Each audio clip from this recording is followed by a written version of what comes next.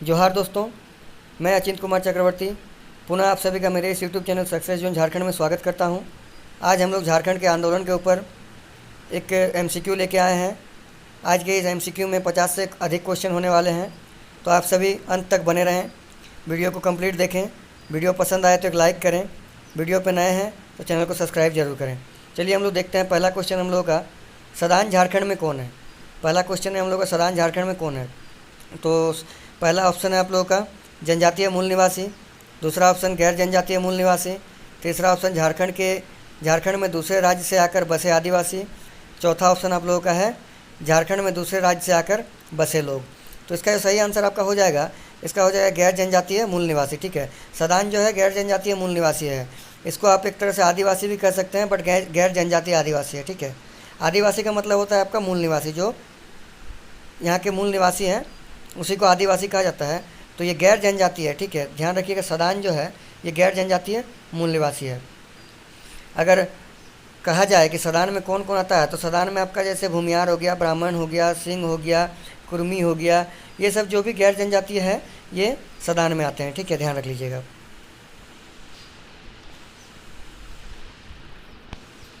चलिए अगला क्वेश्चन देख लेते हैं। प्रजाति दृष्टि से सदान है। ठीक है, आप लोगों को बताना है प्रजाति की दृष्टि से सदान निम्न में से क्या है।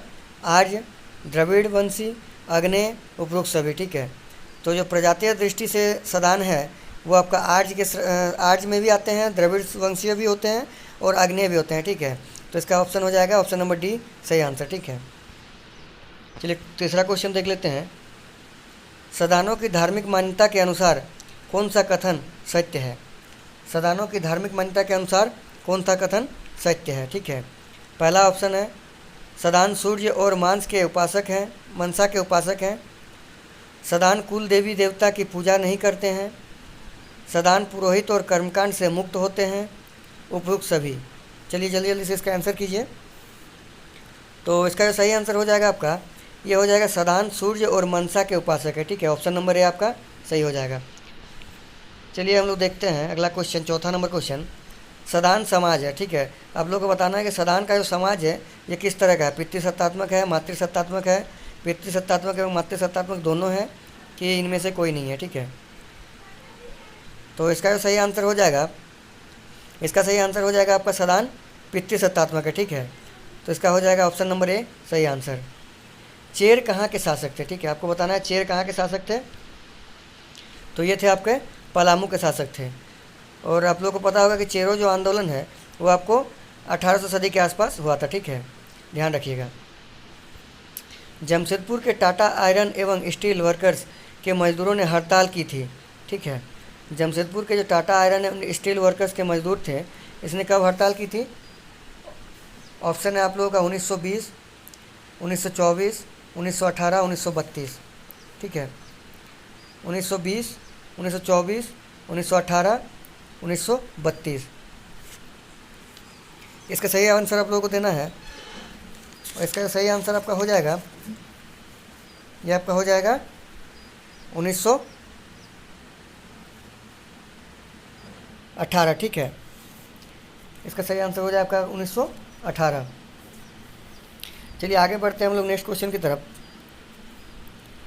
महात्मा गांधी पहली बार झारखंड कब आए थे। ठीक है, ये बहुत ही महत्वपूर्ण डेट है दोस्तों, आप लोग को याद रखना है महात्मा गांधी झारखंड कब आए थे। ठीक है, तो महात्मा गांधी जी जो है ये 4 जून 1917 को झारखंड आए थे। ठीक है, याद रखिएगा, ऑप्शन नंबर बी इसका सही आंसर हो जाएगा। 4 जून 1917 को महात्मा गांधी झारखंड आए थे। ठीक है, चलिए हम लोग आगे बढ़ते हैं अगले क्वेश्चन की तरफ।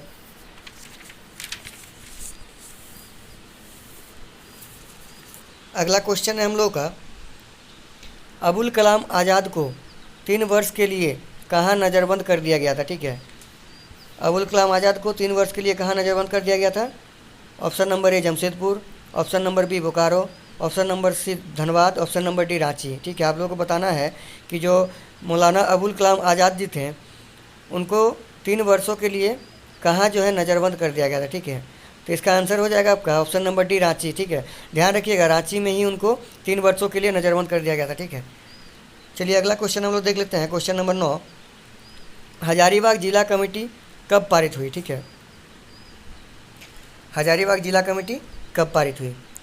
1918 को, 1920 को, 1922 को, 1924 को।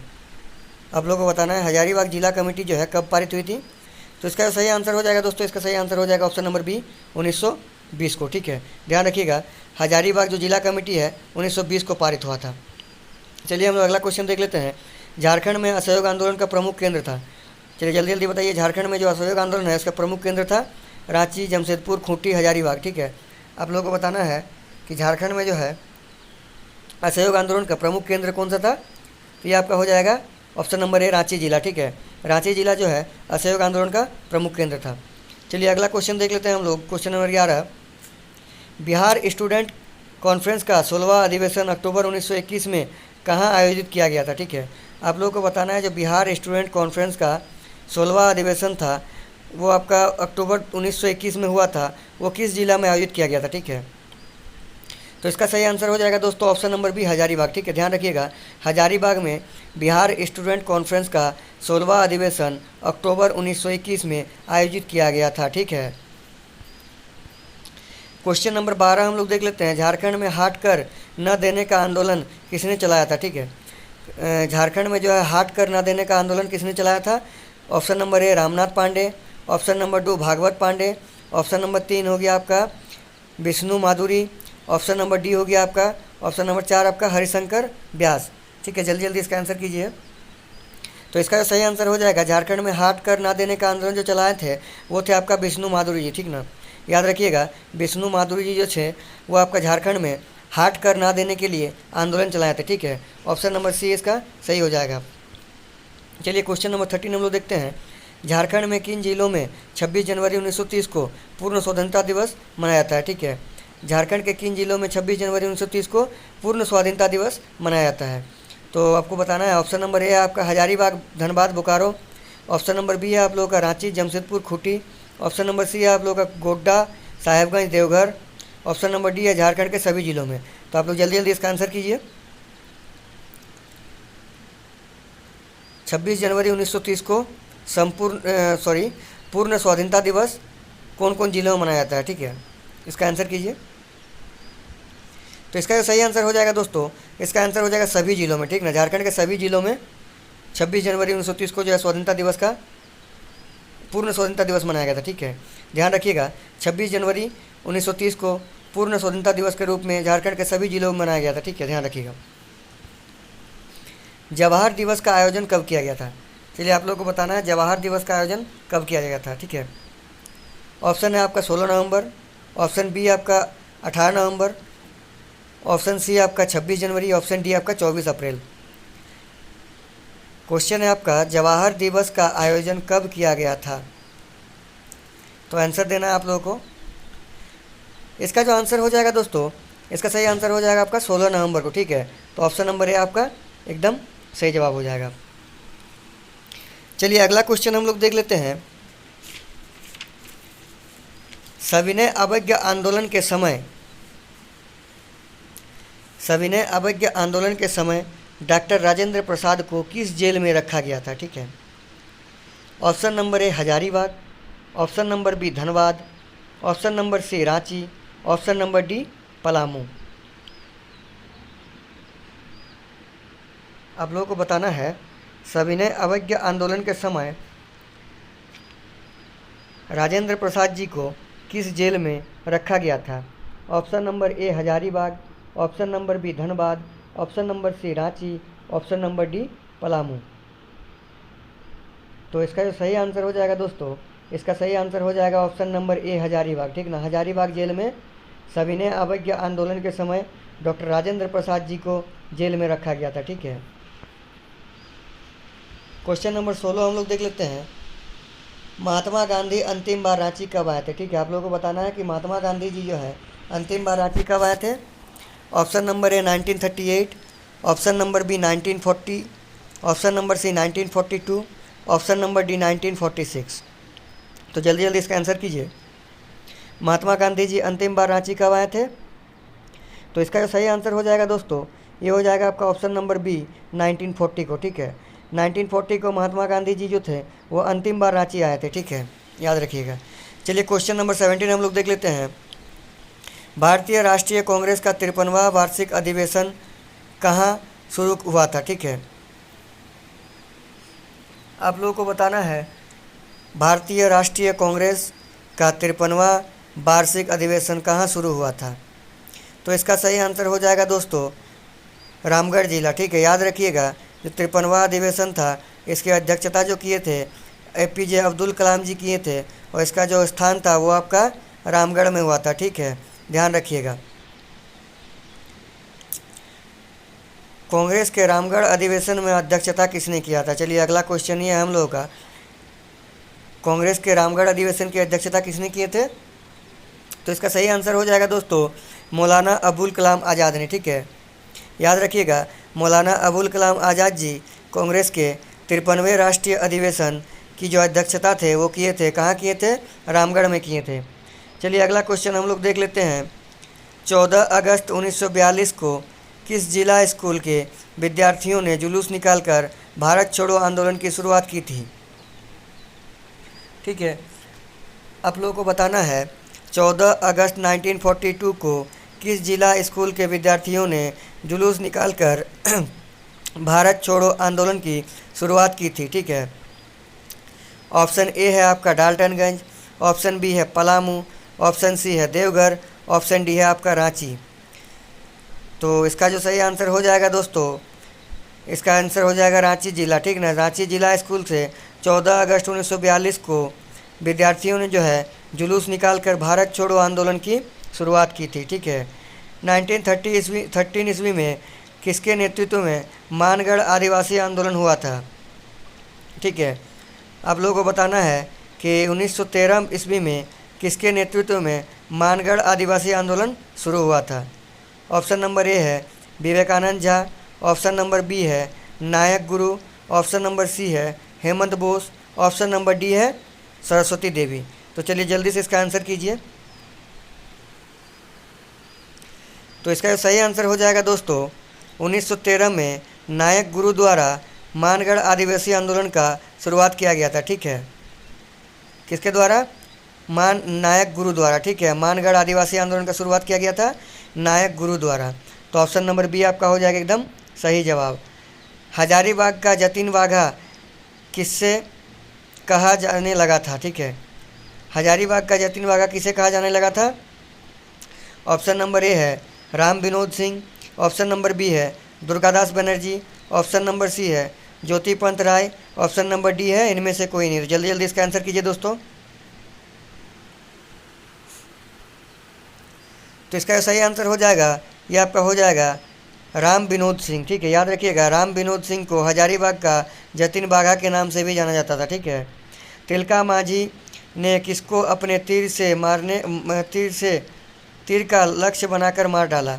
तिलका मांझी ने किसको अपने तीर का लक्ष्य बनाकर मार डाला? माफ़ कीजिएगा क्वेश्चन थोड़ा सा कट गया है इसलिए दिक्कत हो रहा। तिलका मांझी ने किसको अपने तीर का लक्ष्य बनाकर मार डाला? ठीक है, ऑप्शन नंबर ए है क्लीवलैंड, ऑप्शन नंबर बी है captain Daniel, option number C है captain Wilkinson, option number D है इनमें से कोई नहीं। तो चलिए जल्दी जल्दी इसका आंसर कीजिए। तो इसका सही आंसर हो जाएगा दोस्तों तिलका मांझी ने अपने तीर का जो लक्ष्य बनाकर मार डाला था वो था आपका क्लीवलैंड को। ठीक है, ध्यान रख लीजिएगा, ऑप्शन नंबर ए हो जाएगा सही इसका। चलिए अगला क्वेश्चन देखते हैं। तिलका मांझी को अंग्रेज द्वारा किस वर्ष गिरफ्तार कर लिया गया था? चलिए बहुत ही अच्छा क्वेश्चन है, ये बार बार एग्जाम में रिपीट होता है क्वेश्चन। तिलका मांझी को अंग्रेज द्वारा किस वर्ष गिरफ्तार कर लिया गया था? ऑप्शन नंबर ए है 1785, ऑप्शन नंबर बी है 1786, ऑप्शन नंबर सी है 1787, ऑप्शन नंबर डी है 1790। चलिए आप लोग इसका आंसर देना है। तिलका मांझी को किस वर्ष अंग्रेज द्वारा गिरफ्तार कर लिया गया था? जल्दी जल्दी आंसर कमेंट कीजिए दोस्तों।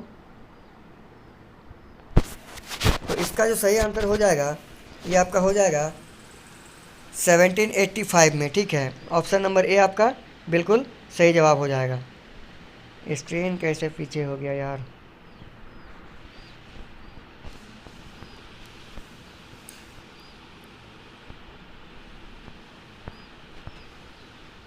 फ़ोन से रिकॉर्डिंग करते हैं ना, थोड़ा दिक्कत होता है, क्या कीजिएगा, बोर्ड नहीं ना है और ये बोर्ड लगा भी नहीं सकते हैं उतना खर्चा नहीं कर सकते हैं, आप लोग समझ सकते हैं, स्टूडेंट हैं। चलिए अगला क्वेश्चन देख लेते हैं।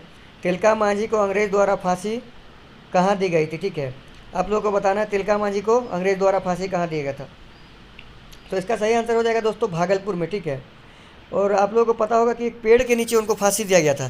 तो आप लोगों को कमेंट करना है कि तिलका मांझी जी को किस पेड़ के नीचे फांसी दिया गया था, ठीक है। चलिए आप लोग जल्दी जल्दी कमेंट करके बताइए कि तिलका मांझी जी को जो है किस पेड़ के नीचे फांसी दिया गया था।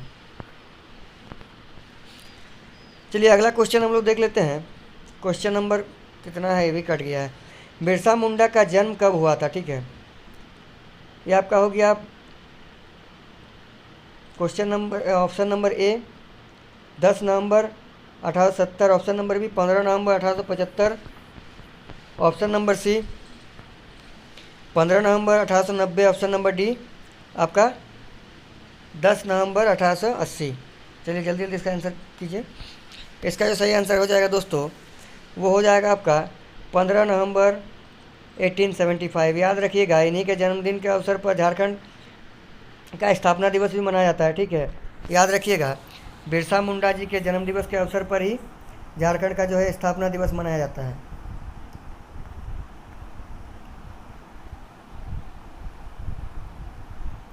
चलिए हम लोग 26 नंबर क्वेश्चन देख लेते हैं। अंग्रेज सरकार ने बिरसा की गिरफ्तारी पर कितने रुपए का इनाम रखा था। चलिए आप लोगों को बताना है कि अंग्रेज सरकार जो थे बिरसा मुंडा की गिरफ्तारी के लिए कितना रुपए का इनाम रखे थे। Option number A 200, option number B 300, option number C 400, option number D 500। जल्दी जल्दी आंसर की कमेंट कीजिए जल्दी जल्दी। तो इसका सही आंसर हो जाएगा दोस्तों, ये हो जाएगा आपका 500, ठीक ना। अंग्रेज द्वारा जो है बिरसा मुंडा को गिरफ्तार करने के लिए 500 रुपये का इनाम रखा गया था, ठीक है, याद रखिएगा। चलिए अगला क्वेश्चन हम लोग देख लेते हैं। Question number 27। अंग्रेज सरकार ने बिरसा मुंडा की मौत को क्या कारण बताया था, ठीक है। आप लोगों को बताना है। आप लोगों को भी पता है कि बिरसा मुंडा का जो मौत है वो जेल के अंदर ही हो गया था। तो महज ये एक रणनीति के तहत उनको मार दिया गया था। और अंग्रेज ने बाद में इनके मौत के बाद क्या कहा था इसको आप लोगों को बताना है, ठीक है। कौन से बीमारी के कारण इनका मौत हुआ था अकॉर्डिंग टू अंग्रेज, ठीक है, ध्यान रखिएगा। ये अंग्रेज ने बताया था, जो कि ऐसा कुछ था नहीं उस टाइम पे, बट अंग्रेज ने बताया था तो वहीं सच हो गया। तो ये जो है आपका हैजा हो जाएगा, ठीक है। ऑप्शन नंबर ए आपका सही हो जाएगा। जब बिरसा मुंडा जी को गिरफ्तार कर लिया गया उसके बाद उनकी मृत्यु हो गई, तो अंग्रेज द्वारा बताया गया अचानक से उनकी मृत्यु हो जाने पर कि उनको हैजा के कारण उनकी मृत्यु हो गई, जबकि उनको ऐसा कोई लक्षण नहीं था, ठीक है, ध्यान रखिएगा। बिरसा मुंडा जी को ऐसा कोई लक्षण नहीं था, बट आप लोगों को यहीं पढ़ना है कि हैजा के कारण उनका मृत्यु हुआ था, ठीक है। चलिए क्वेश्चन नंबर 28 हम लोग देख लेते हैं। बिरसा मुंडा जी की मृत्यु कब हुई थी। आप लोगों को बताना है कि बिरसा मुंडा जी की मृत्यु जो है सो कब हुई थी, ठीक है। ऑप्शन नंबर ए है आपका 2 जून 1900, ऑप्शन नंबर बी है 9 जून 1900, ऑप्शन नंबर सी है 9 जून 1905, ऑप्शन नंबर डी है 18 जून 1905। तो चलिए जल्दी जल्दी आंसर कमेंट कीजिए। तो आप सभी को पता है बिरसा मुंडा जी का जो मृत्यु है वो हैजा के कारण हुआ था, और जो डेट है याद रखिएगा 9 जून 1900 ईस्वी में उनका जो है मृत्यु हो गया था, ठीक है। उनका जन्म हुआ था 15 नवंबर 1875 को, उनकी मृत्यु हुई 9 जून 1900 ईस्वी को, ठीक है, ध्यान रख लीजिएगा। चलिए हम लोग अगला क्वेश्चन की तरफ बढ़ते हैं। Question number 29। बिरसा मुंडा ने मुंडा समाज में सुधारवादी आंदोलन चलाया और किसके प्रवर्तक बने।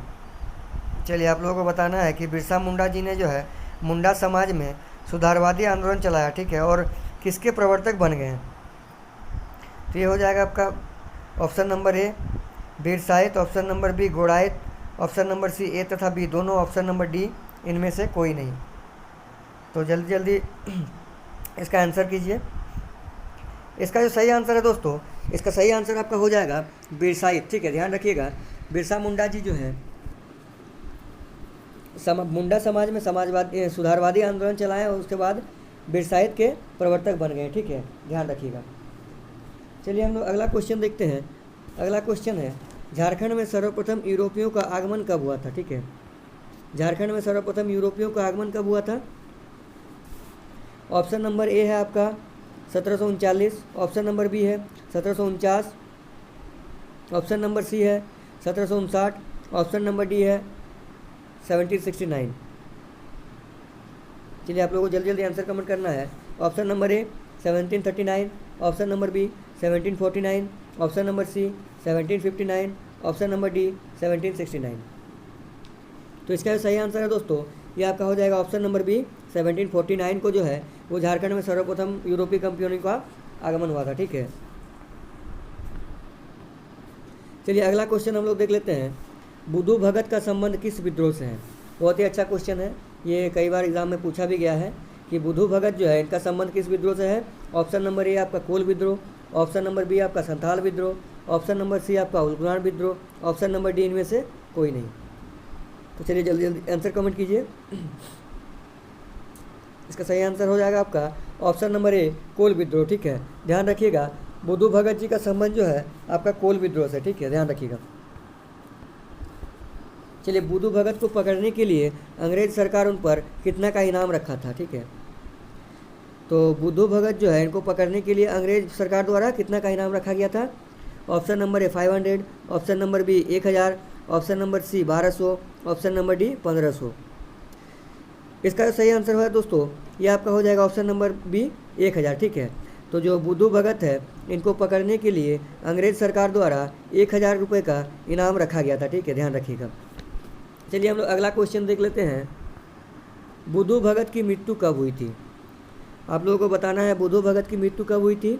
ऑप्शन नंबर ए है 14 फरवरी 1832, ऑप्शन नंबर बी है 15 फरवरी 1836, ऑप्शन नंबर सी है 15 नवंबर 1840, ऑप्शन नंबर डी है इनमें से कोई नहीं।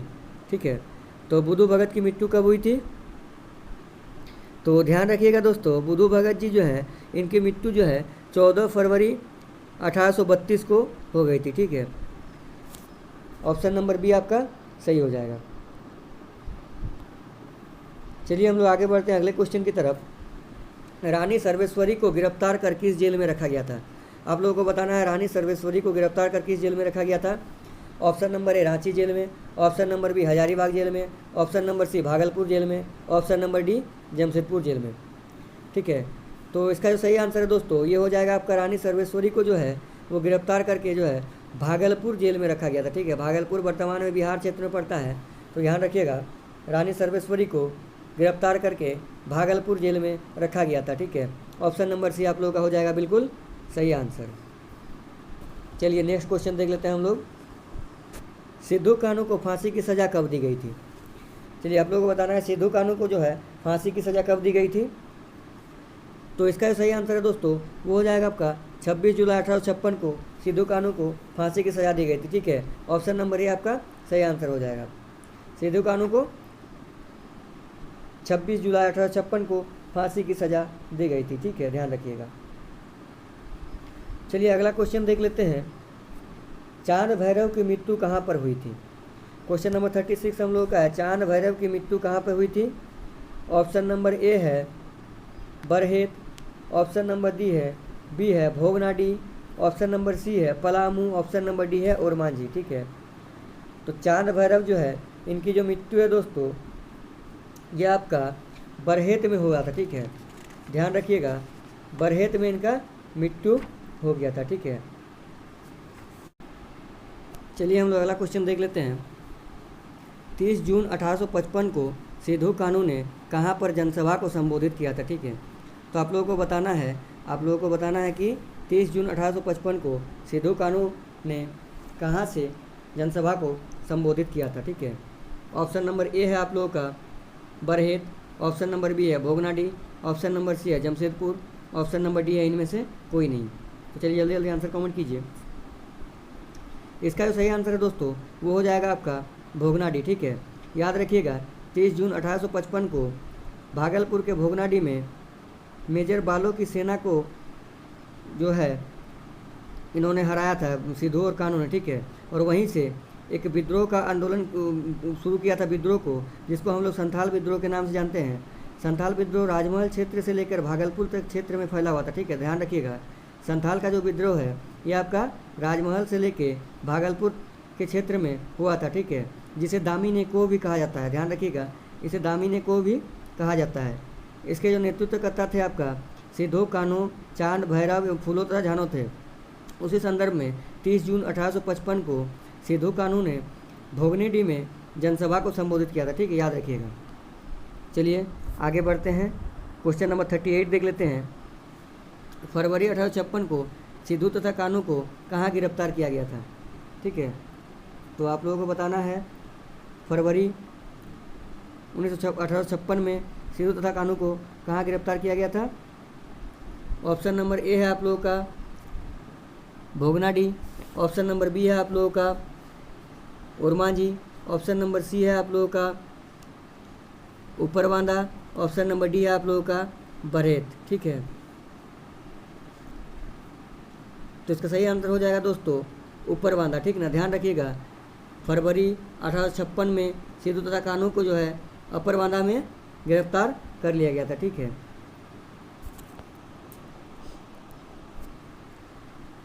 रांची के जगन्नाथ मंदिर की स्थापना किसने करवाई थी?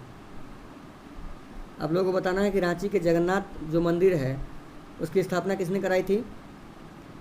तो आपका हो जाएगा ऑप्शन नंबर ए सही आंसर। ठीक है, ठाकुर एनी शाह द्वारा रांची के जगन्नाथ मंदिर की स्थापना कराई गई थी। ठीक है, ध्यान रखिएगा। ठाकुर विश्वनाथ सहदेव का जन्म कहाँ हुआ था? चलिए आप लोगों को बताना है ठाकुर विश्वनाथ सहदेव का जन्म कहाँ हुआ था? इसका सही आंसर हो जाएगा दोस्तों ऑप्शन नंबर सी सतरंजी। ठीक है, चलिए क्वेश्चन नंबर 41 देख लेते हैं। ठाकुर विश्वनाथ सहदेव ने किस विद्रोह का नेतृत्व किया था? ठीक है, आप लोगों को बताना है ठाकुर विश्वनाथ सहदेव द्वारा किस विद्रोह का नेतृत्व किया गया था? ऑप्शन नंबर ए है आप लोगों का ढोरंडा सैनिक विद्रोह, ऑप्शन नंबर बी है आप लोगों का खेरवार विद्रोह, ऑप्शन नंबर सी है आप लोगों का चेरो विद्रोह, ऑप्शन नंबर डी है आप लोगों का इनमें से कोई नहीं। तो ध्यान दीजिएगा दोस्तों, जो डोरंडा का सैनिक विद्रोह था उसके नेतृत्व करता थे आपके ठाकुर विश्वनाथ सहदेव जी। ठीक है, याद रखिएगा। चलिए क्वेश्चन नंबर 42 हम लोग देख लेते हैं। ठाकुर विश्वनाथ सहदेव के सौजन्य में इनके सहयोगी थे, सॉरी माफ़ कीजिएगा, ठाकुर विश्वनाथ सहदेव के सैन्य विद्रोह में इनके सहयोगी थे। क्वेश्चन नंबर 42 है आप लोगों का। ठाकुर विश्वनाथ सहदेव के सैन्य विद्रोह में इनके सहयोगी थे विश्वनाथ राय, गणपत राय, एनी शाह, उमराव सिंह। तो इसका सही आंसर हो जाएगा दोस्तों, ये आपका हो जाएगा ऑप्शन नंबर बी गणपत राय। ठीक है, ठाकुर जो विश्वनाथ सिंह है इनके जो सैन्य विद्रोह में सहयोगी थे वो थे आपका गणपत राय। चलिए आगे बढ़ते हैं, क्वेश्चन नंबर 43 देख लेते हैं। ठाकुर विश्वनाथ सहदेव को फांसी कब दी गई थी? चलिए आप लोगों को बताना है ठाकुर विश्वनाथ सहदेव को फांसी कब दी गई थी? तो इसका सही आंसर हो जाएगा दोस्तों 16 अप्रैल 1858 को। ठीक है, ध्यान रखिएगा 16 अप्रैल 1858 को ठाकुर विश्वनाथ सहदेव जी को फांसी दे दी गई थी। ठीक है, ध्यान रखिएगा। ठाकुर विश्वनाथ सहदेव जी को किस स्थान पर फांसी दी गई थी? तो आप सभी को पता ही है, जो शहीद चौक है रांची का, जिला मैदान से जब घुसिएगा जिला मैदान तो वहाँ पे देखिएगा एक पेड़ का तरह है जहाँ पे फांसी का फंदा लटकाया हुआ है, तो वहीं है ठाकुर विश्वनाथ सहदेव जी का जहाँ पे उनको फांसी दिया गया था। ठीक है, तो इसका सही आंसर हो जाएगा ऑप्शन नंबर ए रांची जिला। ठीक है, ध्यान रखिएगा रांची जिला। लेते हैं शेख भिखारी का जन्म जो है कब हुआ था? ठीक है, option number A 1825, option number B 1831, option number C आपका 1834, ऑप्शन नंबर डी आपका 1838। तो जल्दी जल्दी कमेंट कीजिए, वीडियो बहुत ही ज़्यादा लंबा हो जा रहा है, समय को देखते हुए थोड़ा जल्दी किया जाए। तो इसका जो ऑप्शन है आपका ऑप्शन नंबर बी आपका सही आंसर हो जाएगा। ठीक है, 1831 को। शेख भिखारी निम्न में से किसके दीवान थे? आप लोगों को बताना है शेख भिखारी निम्न में से किसके दीवान थे? तो इसका सही आंसर हो जाएगा आपका option number B Umrao Singh. ठीक ना, ध्यान रखिएगा शेख भिखारी जो है उमराव सिंह के दीवान थे। ठीक है, शेख भिखारी को अंग्रेज द्वारा कहाँ गिरफ्तार किया गया था? चलिए आप लोगों को बताना है शेख भिखारी को अंग्रेज द्वारा कहाँ गिरफ्तार किया गया था? तो ये आपका हो जाएगा चूटूपाली घाटी में। ठीक है, चूटूपाली घाटी जो है यहाँ पे शेख भिखारी को अंग्रेज द्वारा गिरफ्तार कर लिया गया था। ठीक है, ध्यान रखिएगा। शेख भिखारी को अंग्रेज द्वारा फांसी कब दी गई? चलिए क्वेश्चन नंबर 48 है आप लोगों का। शेख भिखारी को अंग्रेज द्वारा फांसी कब दी गई? तो इसका सही आंसर है आपका दोस्तों ऑप्शन नंबर सी हो जाएगा सही जवाब। 18 जनवरी 1858 को शेख भिखारी को अंग्रेज द्वारा फांसी दे दी गई थी। ठीक है, ध्यान रखिएगा। चलिए क्वेश्चन नंबर 49 हम लोग देख लेते हैं। शेख भिखारी के नेतृत्व में व्यापक पैमाने पर कहाँ विद्रोह हुआ था?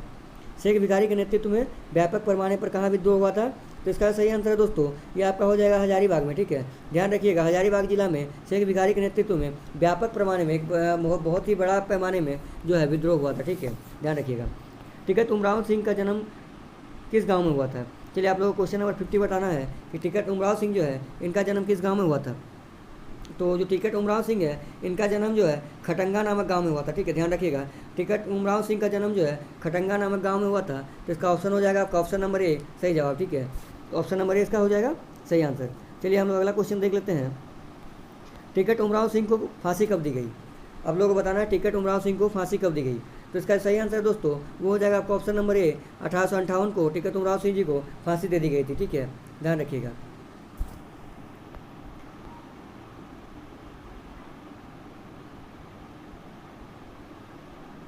चलिए अगला क्वेश्चन देख लेते हैं। किस विद्रोह को गंगा नारायण का हंगामा भी कहा जाता है?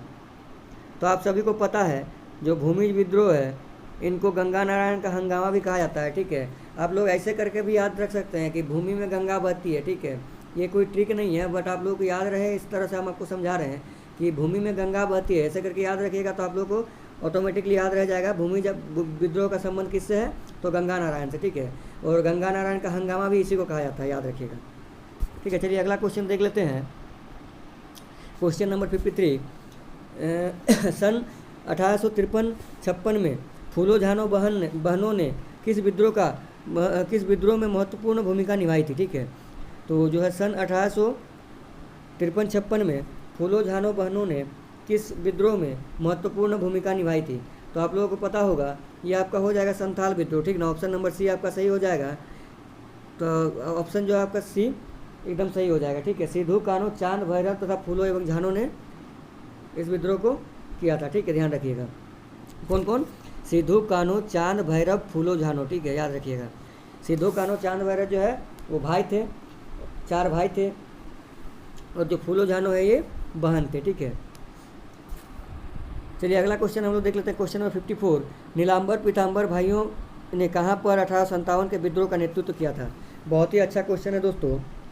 जो नीलांबर पीताम्बर भाई है इन्होंने कहाँ से 1857 के विद्रोह का नेतृत्व किया था? यहाँ से क्वेश्चन एकदम मस्ट पूछा ही जाता है, और हो सके कि ये क्वेश्चन आप लोग का एग्जाम में आ भी जाए। तो याद रखिएगा जो पलामू जिला है यहाँ से जो नीलांबर पीताम्बर है दोनों भाइयों ने मिलकर 1857 का जो सैनिक विद्रोह था, जो भारत का पहला स्वतंत्रता संग्राम जिसको बोला जाता है, उसका नेतृत्व किया था। ठीक है, चलिए अगला क्वेश्चन हम लोग देख लेते हैं। Question number 55। नीलांबर पीताम्बर भाइयों ने किन जनजातियों को इकट्ठा कर 1857 का विद्रोह किया था? ठीक है, आप लोगों को बताना है कि नीलांबर और पीताम्बर जो 1857 के विद्रोह का नेतृत्व किए थे आपका पलामू से, इन्होंने किन जनजातियों को इकट्ठा किया था? देखिए विद्रोह तो अकेले होता नहीं है, साथ चाहिए होता है, सपोर्ट चाहिए होता है। तो इन्होंने किन जनजातियों को इकट्ठा किया था? इकट्ठा करके युद्ध को संग्राम को आगे बढ़ाया था, आप लोगों को बताना है। ऑप्शन नंबर ए है संथाल एवं बिरहोर, ऑप्शन नंबर बी है संथाल एवं चेरो, ऑप्शन नंबर सी है चेरो एवं खरवार, ऑप्शन नंबर डी है घटवाल एवं बिरहोर। तो इसका जो सही जवाब है दोस्तों ये आपका हो जाएगा चेरो तथा खरवार। तो चेरो तथा खरवार जनजाति जो है इसको इकट्ठा करके नीलांबर तथा पीताम्बर 2 भाई थे जिन्होंने पलामू से 1857 के विद्रोह का नेतृत्व किया था। ठीक है, याद रखिएगा 1857 का जो विद्रोह है वो भारत का पहला स्वतंत्रता संग्राम के नाम से भी जाना जाता है। ठीक है, तो चलिए दोस्तों आज के सेशन में बस इतना ही। आगे हम और भी ऐसे ही वीडियो लेके आएंगे। कल का सेशन में फिर हम ट्राई करेंगे कि झारखंड के आंदोलन से ही हम लेके आएँ। अगर सेशन पसंद आया हो आप लोगों को तो एक लाइक ज़रूर कर दें यार, इतना मेहनत करते हैं, एक लाइक तो बनता है। ठीक है, एक लाइक तो बनता है। और अगर नए हैं इस चैनल पे तो चैनल को सब्सक्राइब ज़रूर करें। तो चलिए आप लोगों से फिर कल मिलते हैं। बहुत बहुत धन्यवाद। जोहार।